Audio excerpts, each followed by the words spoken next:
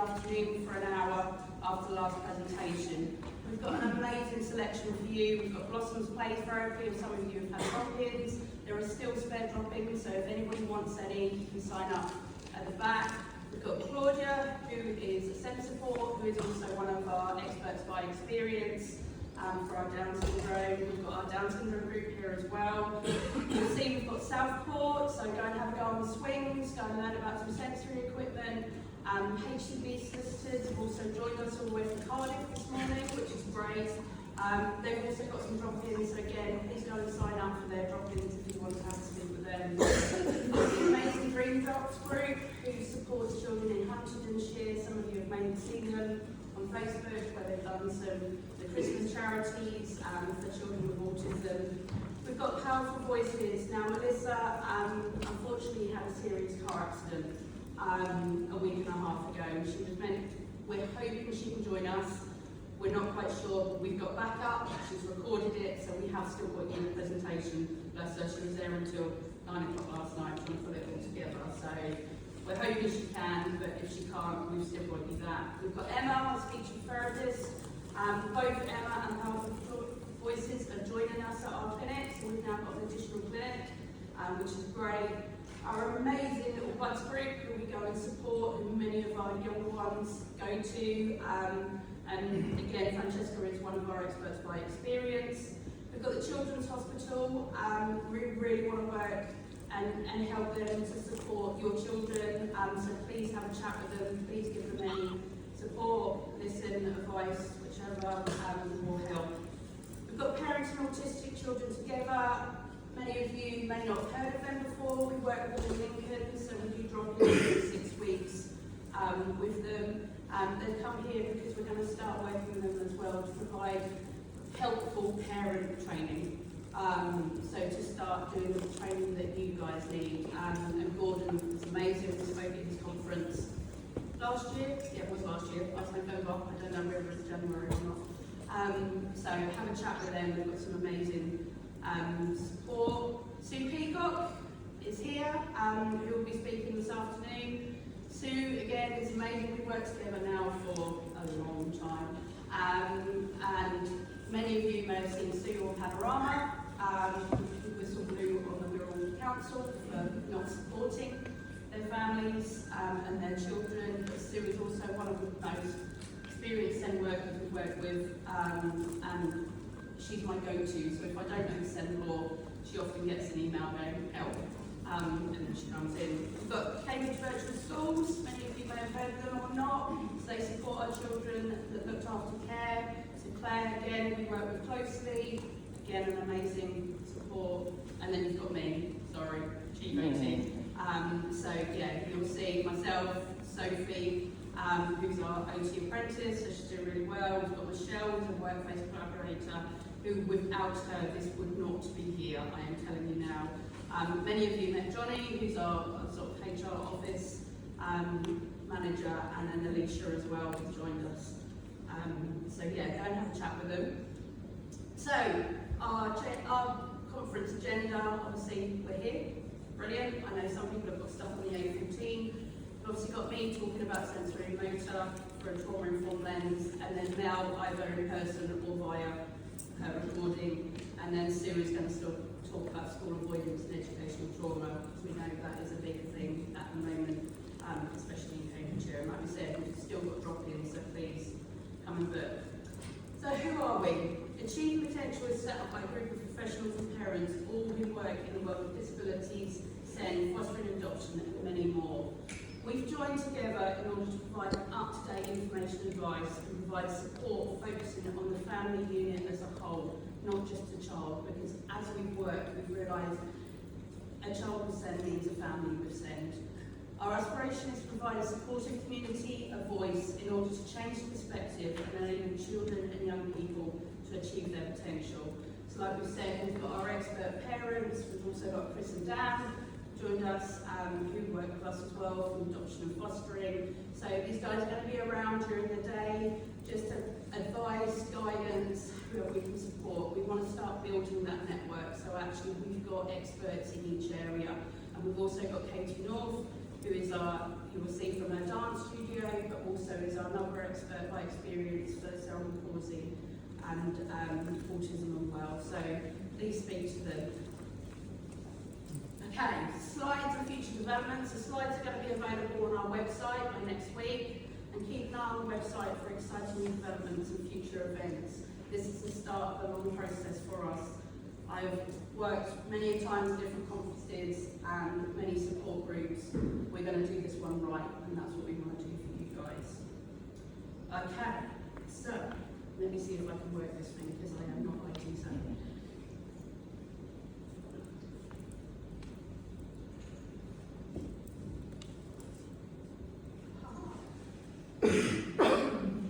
I'm running early. Go on.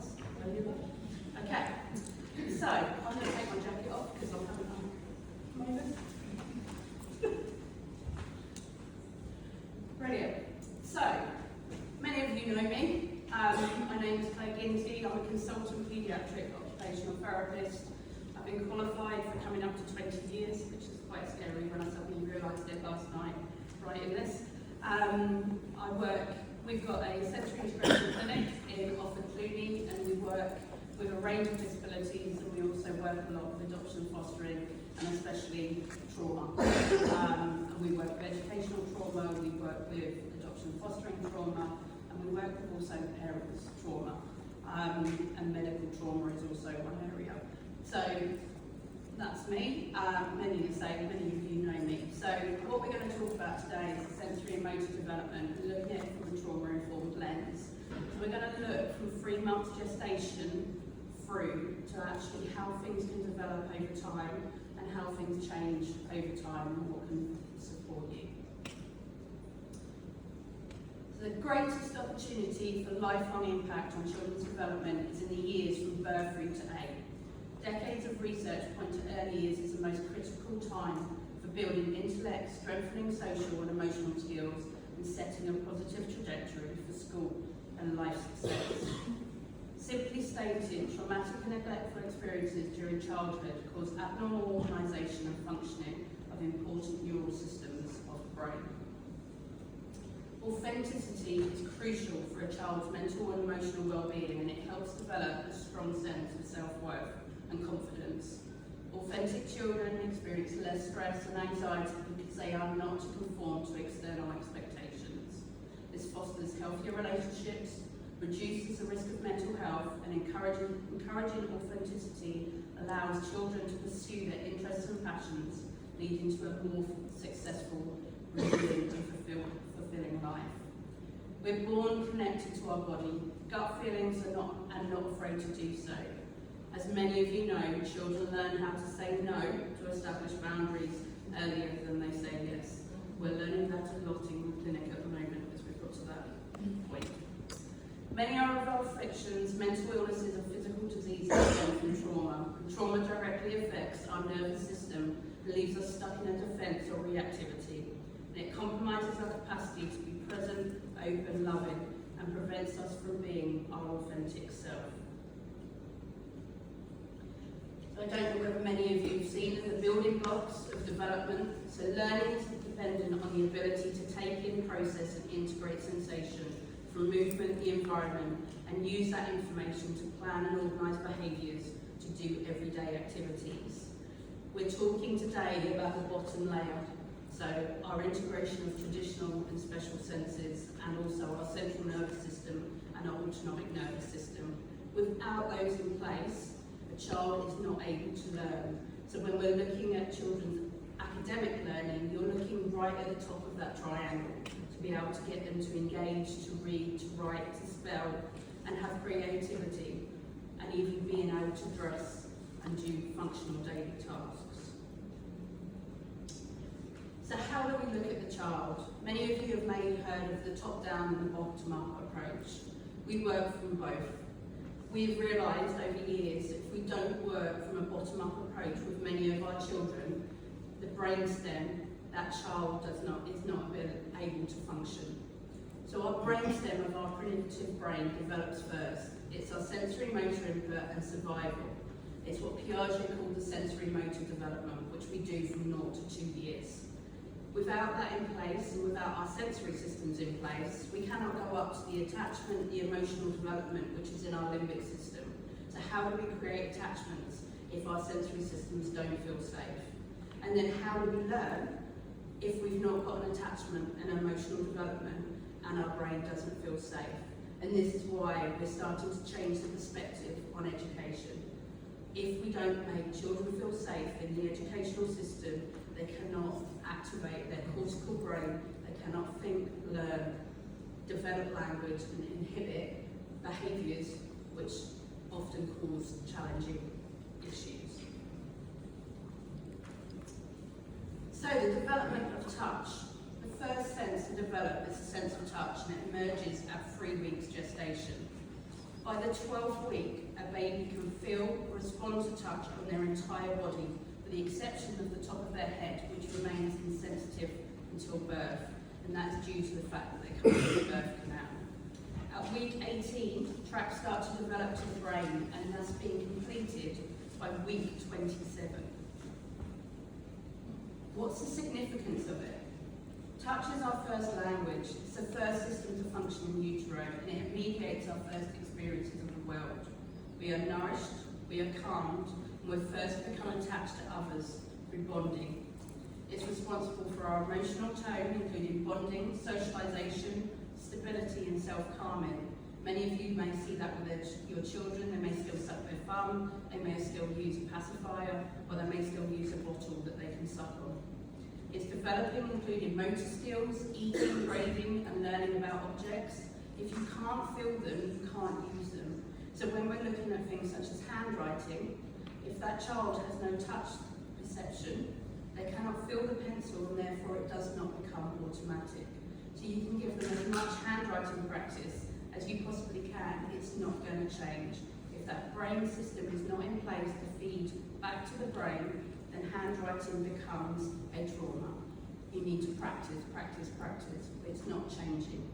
The only way we can change it is by activating the touch system to make it go into the long-term memory. And we do that by things such as writing on sandpaper, we shorten pencils. We don't use pencil grips because what pencil grips do is provide another tactile input which doesn't give you the feedback of the pencil. So the easiest thing to do, and what we work with, is actually shortening your pencil down to 2 inches, because you can only hold it in the proper grip. You cannot hold it in a different grip. Again, we're starting to try and roll that out from schools. It's also responsible for your survival and your activities of daily living, including eating, washing, and elimination. Again, I know many of you struggle with this in the morning. We have tactile defensiveness. I don't like the feeling of my pants, my socks feel weird, my label, I need them out. So all of that comes into your survival, because if something doesn't feel right, you're going to be hypervigilant straight away. Jean Ayres, who developed sensory integration, for the tactile hypersensitivity occurs because the brain pays too much attention to light and protective sensations from the skin. Instead of listening to extra information available from the discriminative pathway, the brain keeps paying attention to the light touch and the protective sensations. These sensations are designed to alert the body to a problem or a threat. They're designed to keep the body safe, so each time the brain receives a message from these pathways, it initially thinks something might be wrong. It gets ready to protect the body.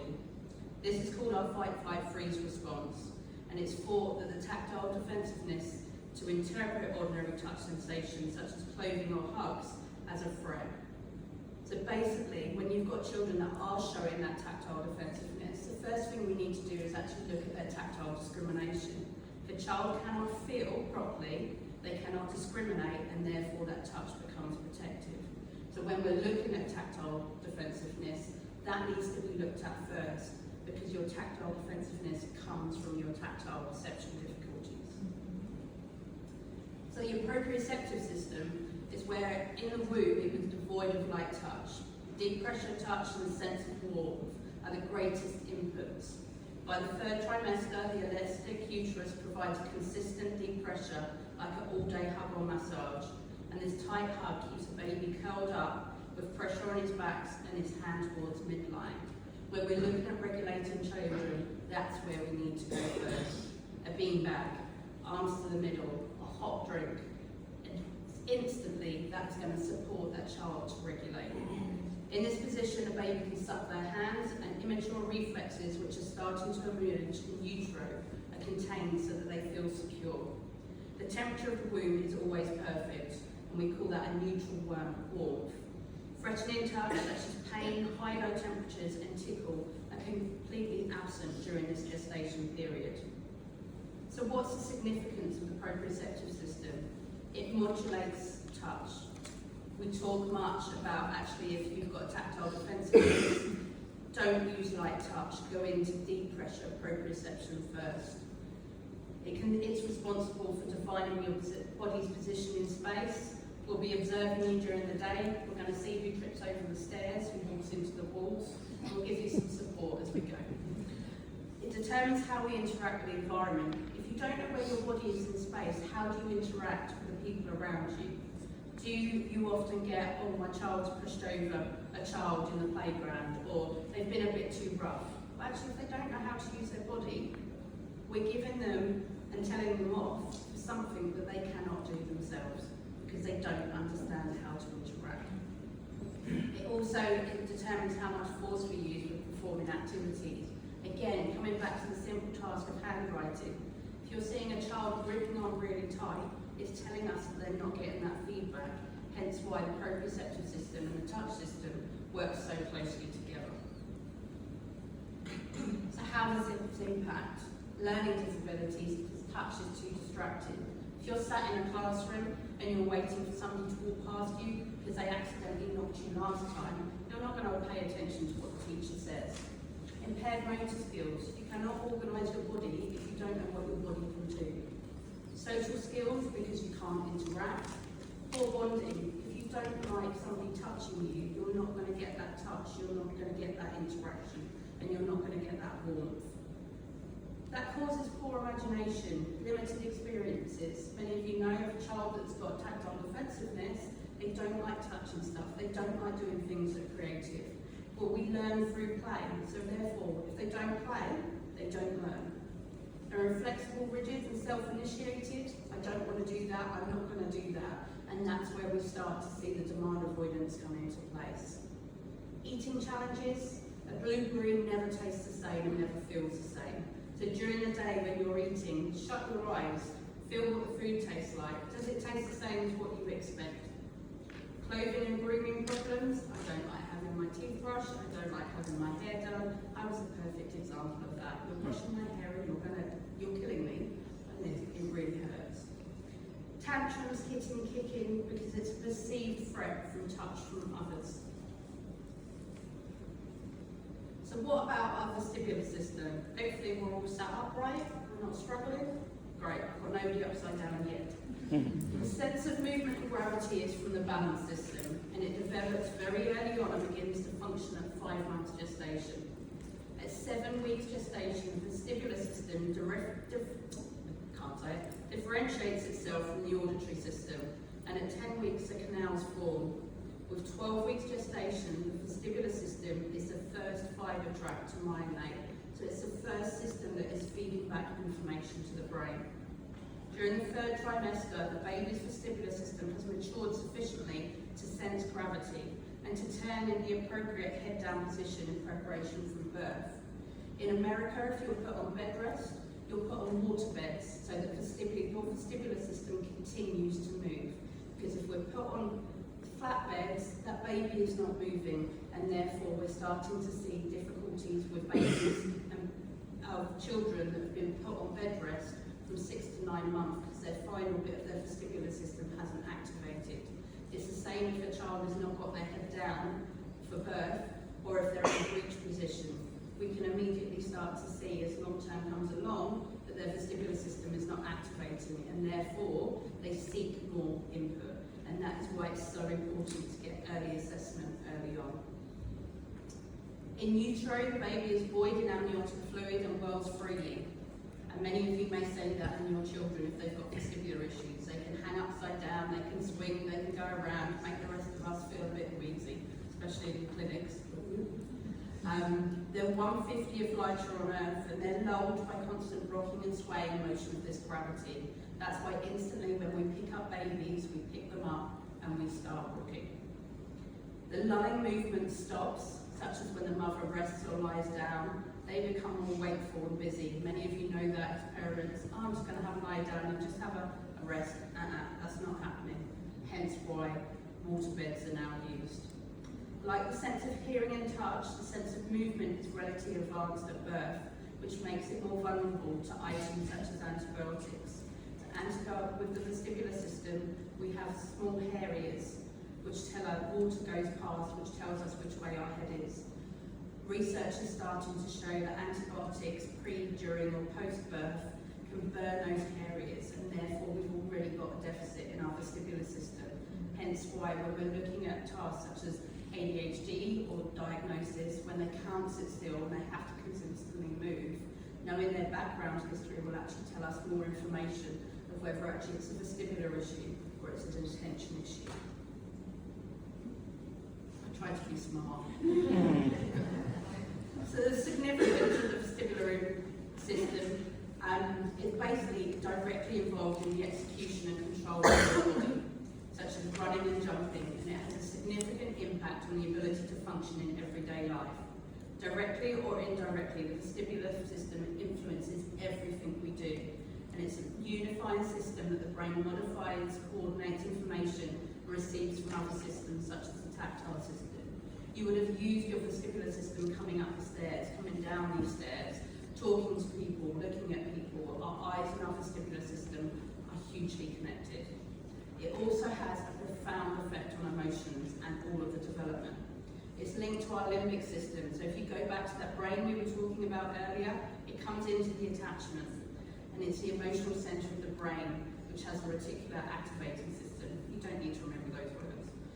They're both overreactive and underreactive responsivity by the vestibular system can impact attention, arousal, emotions, and therefore adversely impact behaviour and learning.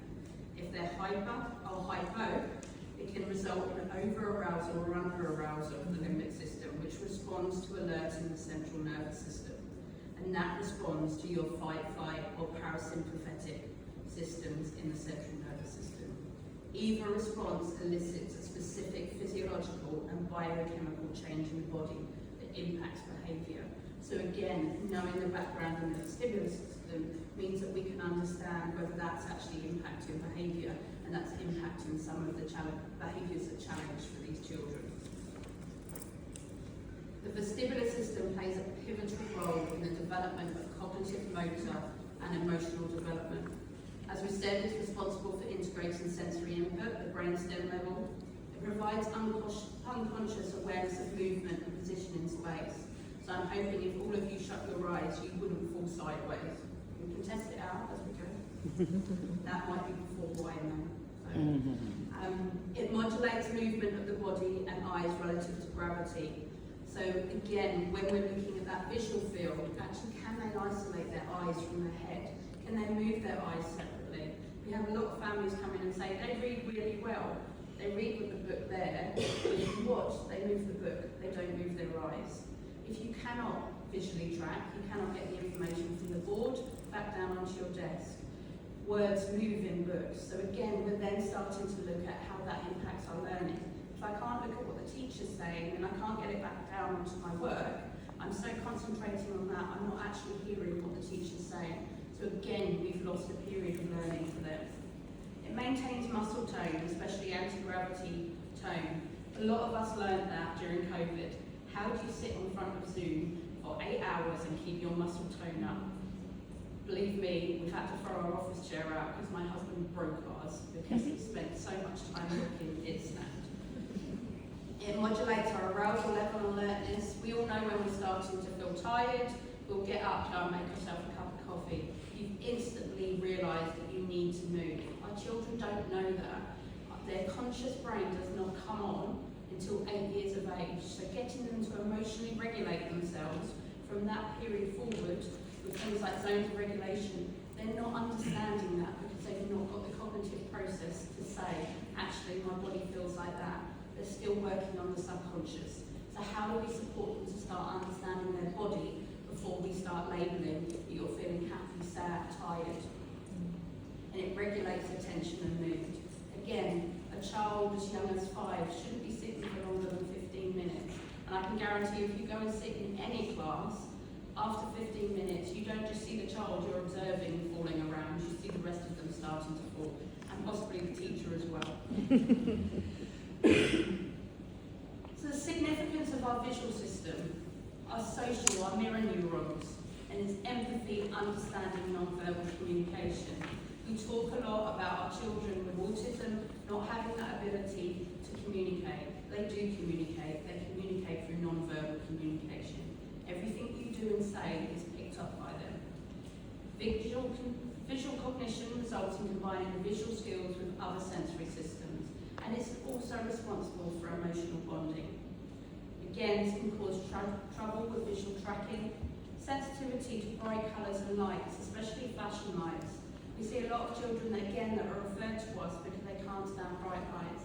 Actually, doing an early screening for many of these children, especially our high-functioning autistic children, starts to identify why classrooms are really, really difficult, because you've got lots of lights, you've got lots of noises, you've got lots of sounds. It's too much to go through.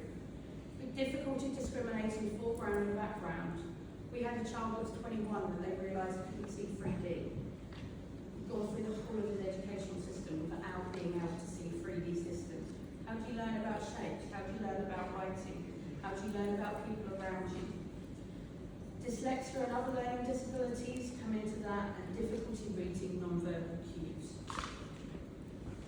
So what is marked mirroring? It's our social biofeedback model of affect mirroring, and it's a mechanism through the infant affect regulation which develops an attachment security is consolidated.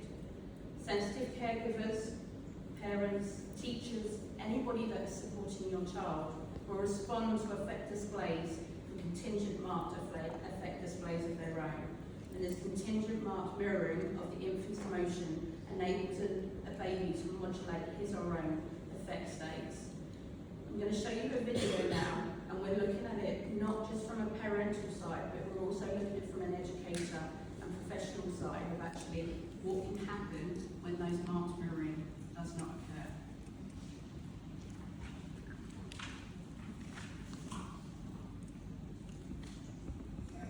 Babies this young are extremely responsive to the emotions and the reactivity and the social interaction that they get from the world around them. This is something that we started studying 30, 40 years ago, when people didn't think that infants could engage in social interaction. And the still face experiment what the mother did was she sits down and she's playing with her baby who's about a year of age. I'm like a girl. Oh. And she gives a greeting to the baby gives a greeting back to her. This baby starts pointing at different places in the world and the mother's trying to engage her and play with her. They're working to coordinate their emotions and their intentions, what they want to do in the world. And that's really what the baby is used to. And then we ask the mother to not respond to the baby. The baby very quickly picks up on this. And then she uses all of her abilities to try and get the mother back. She smiles at the mother. She points because she's used to the mother looking where she points. The baby puts both hands up in front of her and says, "What's happening here?" She makes that screechy sound at the mother, like, "Come on, why aren't we doing this?"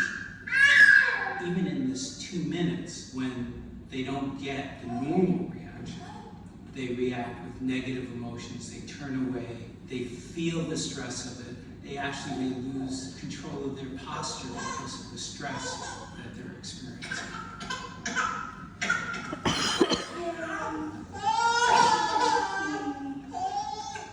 I'm here. And what are you doing? Oh, yes. Oh, girl. It's a little like the good, the bad, and the ugly. The good is that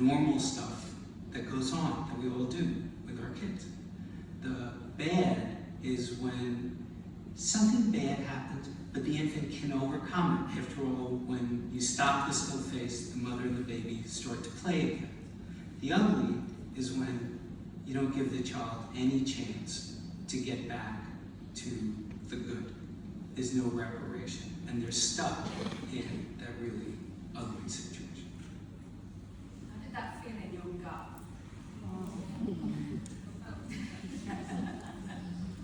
So, the reason we're looking at that is because the fact that actually, us as professionals, us as parents, us as teachers, the impact of our face on our children has the biggest impact of all. So actually, if we've got a child that's got behaviours which are challenging, and they're reacting like that, what's the child going to do? Carry on.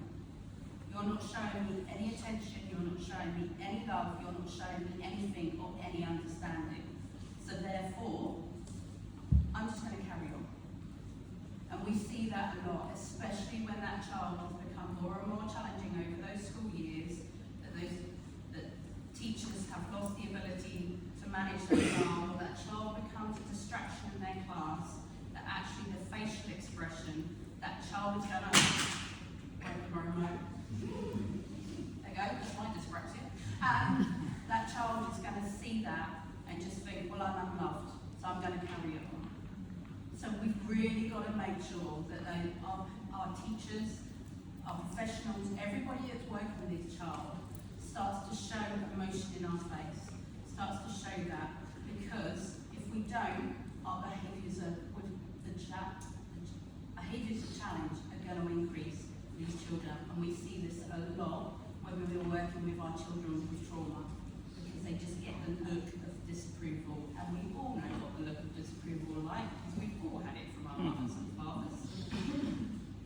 You get that gut instinct, and that's where I'm talking about that sensation you've just got is a gut instinct. If you can't label that for these children, how would you expect them to put it into a red, green, or amber zone? So the development of our auditory system is completely intact by 20 weeks gestation. It is a few weeks before the nerves conducting the sound are functional, and at 23 weeks, your baby can respond to loud noises, may jerk, or even begin to hiccup after hearing a loud sound. In the womb, the overwhelming sounds, about 85 decibels, are background sounds of your body, and the body hears gushes of amniotic fluid and blood flowing of the cause of your heartbeat and digestion. Hence why we use white noise for children. The consistent sound of the heartbeat is a particularly soothing sound, and babies who are played a beat at the pace of the heartbeat fall asleep easier and cry half as much, except if they've experienced trauma during the womb. It doesn't work because actually the womb was the most unsafe place to be. Domestic violence, if you think that they're hearing the domestic violence at week 23, any sounds are going to start impacting them. Sounds from the outside world are subdued, 55 decibels, but the clearest sounds they hear is the mother's voice, as it's carried not only outside the body, but also through the bone in forms of vibration. So what is auditory processing? It often gets confused with receptive language or our language systems. So it's the receipt, integration, and interpretation of acoustic energy, and it's closely linked to our other sensory, central and autonomic nervous systems. Its accurate discriminatory perception of sound is dependent on the function of the middle ear muscles, which tighten to support the perception and attunement of certain frequencies. The middle ear transfers function and is connected to the network of cranial nerves, and it contributes to the integration of sound with other sensory inputs in the brainstem, leading cognition, behavioural and physiological responses. The middle ear is less able to hear human voices and instead is tuned in to hear low-frequency sounds associated with danger and predators. It's a chronicle shut-off to the pedis, which will cause auditory hypersensitivities and a faulty neuroception to danger or a threat to life, turning off the vagal brake and activating the sympathetic gas pedal. Those low frequency sounds are classrooms. Under 300 hertz, it doesn't just activate our auditory systems, it activates our bones and it activates our touch system. So anything under that sound, that child starts to hear. So when we've got attention and concentration difficulties, or we've got auditory processing difficulties, or we've experienced trauma, the lower the sound, the more difficult it is to hear the teacher and attend, because they're waiting for the tiger in the corner to pounce.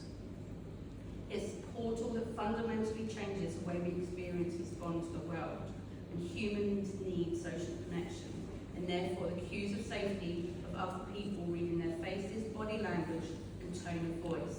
It's the window to our nervous system. Hence again, while we're looking at the facial, we're also listening to the tone. People often say they listen better to dad than they do mum. Dads have got deeper voices. So if you want your children to listen, you have to start speaking like a man. Unfortunately, us women go into screaming banshee mode and we go higher and higher, and we wonder why those children are not going to listen to us. So you start to see the impact of actually just having that auditory processing in the classroom switches you off, because you're not worried about what you're learning, you're worried about what's going to attack you. So how does it impact? A mood or arousal levels. We've all been in busy environments. We've all been in, the Grafton Centre on Christmas Eve trying to look for that last present and can't do it, so all of a sudden everything feels overwhelming. So we become more stressed in ourselves. Core memory and sequencing skills. If you can't hear, you're not going to remember. You're not going to go into your deepest memory boxes. Trouble following direction. If you're only getting the first part of an instruction and the last part of an instruction, and the teacher talks for 5 minutes in between, what do? Copy your mate. Because that's the easiest way to manage it. Trouble paying attention, because we've got that underlying vibration going on. Speech and language disorders, which Mel's going to speak about later. Anxiety in loud environments. I don't want to go into that environment. It's too loud, it's too noisy, it's too bright, everything just overwhelms. Or they hold it together, come home and explode. And the teacher goes, they're fine at school. Difficulty with work questions. What? They can't hear the word. So using the work questions with children with auditory processing doesn't work. Poor social skills and interpersonal relationships. If you can't hear what your peers are saying to you, how do you then engage? How do you carry that on? Especially when we hit year 5 and year 6 with girls, that the whole conversation changes at that time. You cannot keep up with that. We start to see the emotional based school avoidance, because I can't interact and engage with my peers. What about our taste system? We've made sure we've put on a beautiful lunch, so you're all going to test out your gustatory system today. So week 15, the taste buds are evident throughout the mouth and connected to the nerve, and taste begins to function well at 29 weeks gestation, and the baby has preferences. When the mother eats something sweet, the taste crosses across the placenta and sweetens the amniotic fluid. Good video now shows us that the baby swallows more frequently when that happens. Our sense of taste allows us to recognise the 5 basic taste sensations of sweet, sour, salty, bitter, and umami. The sense is meant to keep us safe from ingesting things that are toxic, spoiled, or inedible, and it plays an important role in eating and drinking, but it's not the only sense that allows us to perceive flavour. It would be very difficult to identify food we eat without additionally relying on texture, temperature, and sense of smell. I think many of us learnt that during COVID. Suddenly your smells went funny, things don't taste right, your favourite chocolate tastes horrible, and it may have put you off. The posterior third of the tongue is the sensory innervation, which is called the gag reflex. As we experience more, the gag reflex moves backwards. So again, when we refer children that have got gag reflex, it's often because they've not experienced or there's been trauma to the mouth or around the taste buds, which means the gag reflex has not said food is safe. So we need to start making food safe. How do we do that? We do it for our hands and feet. So our mouth is connected to our hands. So So if we do any sensory work or do it through the hands, you can often see it coming out in the mouth. When you're doing handwriting, those children that have still got the two together and have what we call oral praxis issues, they can't move their tongue, you can often see their tongue doing the writing or their mouth doing the writing as they're going. The best example is when you watch the 8s, so Cambridge v Oxford, how many of them have their tongue sticking one side as they're pulling the other? You get that motor overflow. So if we're getting that motor overflow, it's showing that child is working above their window of tolerance and it's becoming more stressful. So the development of the olfactory system. At just 7 weeks gestation, a nasal appears in a primitive phase and it divides at 9 weeks. The sense of smell is not impeded by the amniotic fluid since odour molecules enter the nasal mucus and then bind into the olfactory receptors. Tasting and smelling begins at 14 weeks gestation. Like we said, if it's sweet, the baby swallows more. If it's sour, they don't swallow as much. The odours from the womb help the newborn recognise their mother at birth, and the odour of lactating breast is intrinsically attractive, so we call it the breast crawl. If you put the child on the belly, they will instinctively crawl up to the breast. What this does mean is that many of our children that have experienced fetal alcohol syndrome or drugs during pregnancy have that. The biggest shock to me was during COVID. We had a young man who couldn't get hold of hand sanitizer. Lo and behold, my favourite gin factory started selling hand sanitizer. Brilliant, that worked. What I thought. Went and assessed a 21-year-old young male.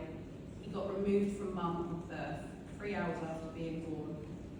We'd done the assessments. I sprayed the hand sanitizer on him and he froze and disassociated for 10 minutes. We had to sit, wait, hold the space. He slowly came back round. He explained to me after that that was the smell of his birth mum. He never met his birth mum. When we went deeper into his history, mum drank gin throughout the pregnancy. I'm no longer using juniper fragrance hand sanitizer. So this is again why we need to be aware of what we wear, our perfumes, the smells we have, because they can instantly do something to you. It's a bit like walking down the street and smelling your nan's favourite perfume. Instantly you're taken back. Instantly your limbic system goes. Hospitals. You smell a hospital, instantly the trauma of that hospital comes back. How do we manage that? And the laugh in my family is I'll smell a hospital or see a needle and I pass out. I've been in hospital a lot of times. But that is why the smell, and there is a school that smells of a hospital. I'm not quite sure why in Cambridge. A bit worried. So I have to put Vicks under my nose because the smell of it makes me feel physically sick. So you can see how, and that's from a 1-year-old, how that continues through life. So when we're looking at that medical trauma as well, how that impacts as we get older. And I'm now 42 and it's still impacting. So the olfactory system gives humans a sense of smell by inhaling and detecting odours in the environment. It's physiologically related to gustation and the sense of smell because the chemoreceptors dispense information. However, olfaction is autonomically different to gestation because the sensory organs of the nose and the nasal cavity to capture smells. Humans can identify a large number of odours and use this environment to interact successfully or not successfully with their environment. So how does this impact? You have disruptive behaviours. I'm a 42-year-old and it still disrupts me. Consistently putting inedible objects in their mouth. They don't know what it is, they're trying to find out what it is. Selective feeding and appetite, ARFID, many of you have heard of. Some of these children, because of what's gone on or what's happened, can't taste those different foods. Difficulties with personal care, brushing teeth. Again, when we're looking at brushing teeth, what's their tongue movement doing? If the tongue is following the toothbrush, they've got all praxis skills. That feels really odd if your tongue is on your toothbrush at the same time. Emotional difficulties, your limbic system. So if we have had children that have experienced trauma, or they've had a TA or a teacher that has not supported their needs and kept them safe, that perfume is going to follow them throughout adulthood and throughout their education. Attachment issues, parent-infant bonding, teacher, child bonding, kin recognition, or sexual attraction. And it also impacts on modulation skills.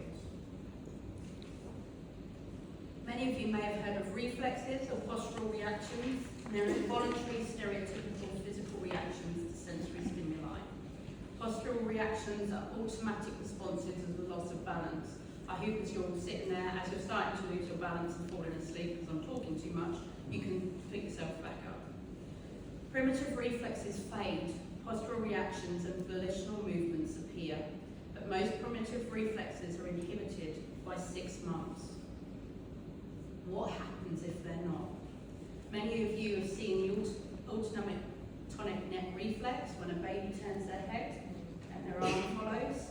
If that's not integrated, a child can't do bilateral activities. They can't do buttons, they can't do zips, because as soon as they put that down and turn their head, that arm comes out. Ever seen a driver on the M25 and they look one way and their car goes together? They've got a retained ATNR reflex. Riding a bike, you look one way, you go the opposite way. Again, we've got it through childhood and it can sometimes continue. But it impacts us like poor postural control. They've not got a symmetrical tonic reflex, i.e. they've not crawled and they've not learned to move their head and their body separately. You go from a crawling position, the crawling position coming upwards puts you in a seating position. So if you've not managed to crawl, you've not learned to move your head separately. So therefore, we've got that issue when we're sitting up. We can't hold our head up. We can't move our head and our body. So again, when looking at the children we're working with, if they're bending down and going back up as one unit, they've probably got a retained reflex. Like we say, weak head control or associated head movement, compromised gaze control. I can't move my head and eyes differently. Reduced visual motor and hand integration. So actually I can't see what's going on here because my eyes are not doing what I want them to do. And difficulties with reading and writing. It's immediately an inadequate sensory integration. So when we're looking at the central nervous system, we need to be looking at the undeveloped postural reflexes before we even go into looking at the sensory systems and going up into the next stages. It also causes gravitational insecurity. You don't like having your feet off. You don't like swings. You don't like sitting on something that's unbalanced. Well, if you don't like sitting on something that's unbalanced, then you're sat on a chair in a classroom, you sometimes dip backwards and make you sit backwards. They're not going to like that. And therefore, we get increased anxiety. And again, our sensory systems go into overwhelm. So what is survival? Indeed, our survival as a species is dependent on our ability to form and maintain successful relationships with others. The most powerful rewards and the most tense pains comes from relational experiences. Our window of tolerance. We've all got a window of tolerance. We often learn it at the end of the day when you hear mum, dad, mum, dad, mum, dad. Developed by Dan Segal, who's a clinical professor of psychiatry. And it's the best state of arousal or stimulation where we're able to function and thrive and demonstrate adaptive behaviours. When we exist within this window, we're able to learn, effectively play and relate well with ourselves and others. We're also able to learn. So this links into the polyvagal theory by Dr. Stephen Porges. He looks at the vagus nerve and it plays in regulating our health and behaviour. It applies it to our personal life as well as other disciplines such as medicine, education and management. And we can understand how safety, co-regulation and connection is paramount. Hopefully you're all feeling relaxed. You're sitting, you're in a comfy chair. We've made it as comfy as possible so that you do. And that means you're able to pay attention and learn. Mobilise is myself and probably Sue, because we're probably sitting here with increased heart rate, wondering when the presentation finishes so we can go and get some coffee and do a flight mode. Or we've got our immobilise, our parasympathetic nervous system, which is our dorsal vagal pathway, our shutdown. Our teenagers that have masked throughout infancy into secondary school and can no longer mask anymore. So they shut down, they disassociate, they can't engage with the world around them, and hence more depression. And that's due to the state of our autonomic nervous system, our neuroreceptors. They're unconscious process for which the nervous system evaluates risk, cues of safety, danger, or a life threat. And once these cues are detected, we automatically shift into survival or what we might refer to as our gut instinct and intuition. Hence why we always stick with our parents' gut instinct and intuition. If something says it's not right, you stick with it's not right. That affects behavioural regulation and it impacts the stress response from our HPA axis. So you either go into overdrive or complete shutdown. So the integration of doing, thinking and feeling and a result that effective language and cognition functions such as problem solving are not available. It continues to support the fact that children working in brainstem and limbic system can only attend to hours and minutes within their life, and therefore consideration needs to be given. Ever said to your child, give me a minute? Okay, a minute. All of that, they don't understand time and minutes. So saying you've got 50 minutes of work to them seems a lifetime. So then we're looking at what is trauma. So it's in the DSM-5, it's direct experience of traumatic events, witnessing those events or learning about traumatic experiences. And it's often repeated in extreme exposure to traumatic events, including school. It looks at violence, natural disasters, the COVID children that we're now seeing at 4 and 5, where they've lost that early integration with others, being separated, school. It's about what happens inside you, not what happens to you. It's about how your body integrates that information, what's happened, not what's actually happened. So we look at the trauma continuum with this. I've just realised I put 2 U's in there, sorry.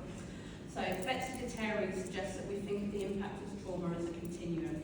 It lets us consider the intensity of the exposure, how we might best meet their needs. So a type 1 trauma, a single incident, a car accident, a falling over, a damage to yourself, that can be dealt with CBT once the child is over. If they've got multiple traumas, or ongoing educational trauma, or ongoing personal traumas, we call that a type 2. We cannot deal with that within 6 weeks. There is absolutely no way because that trauma is stuck inside us. And when we get to a type 3, of persuasive traumas of early age that have continued over a lifetime, including masking, they need more than that. It can take 2 to 4 years to even start to integrate the information they felt in their body and be able to label that information. How is that impacted? Parenting and relational capacity is an essential partner to the trauma continuum. So basically, if we've got somebody that's warm, caring and verbal and helps us share our experiences, parents, teachers, teaching assistants, their ability to overcome the trauma is improved 100% before they even start. If they've got bullying and no processing of it, don't speak to me about it, I don't want to know about it, it's probably your fault, you've done something. That again feeds into our type 2 trauma. If you get punishment and it's never spoken about, that feeds into our type 3. We don't talk about it. It didn't happen. It's not there. All of that side. How do they start to process that information? So when we're looking at school trauma, medical trauma, actually if that's not helped process, that stays inside them. That somatic feeling will stay inside them and re-come out when you become parents.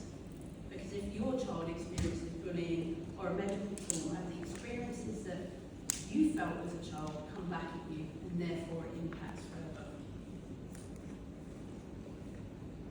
So why focus on relationships when behaviour is so difficult? Most traumatic aspects of all disasters involve the shattering of human connections. This is especially true for children.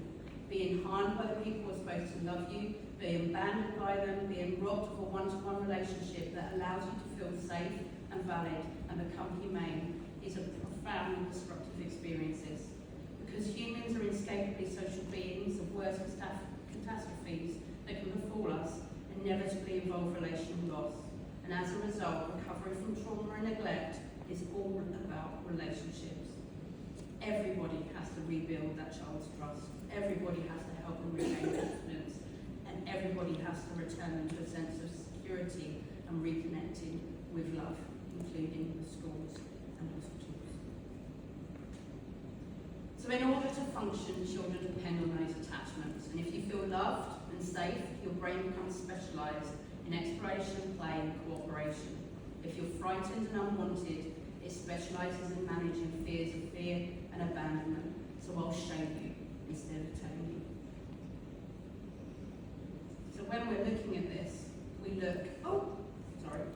we're looking at changing how we look at this. We look at the dynamic maturation model of attachment and adaptation. We've moved forward from Bowlby. We look at focusing on fear and danger as an organising behaviour rather than security. Attachment is a strategy for functioning.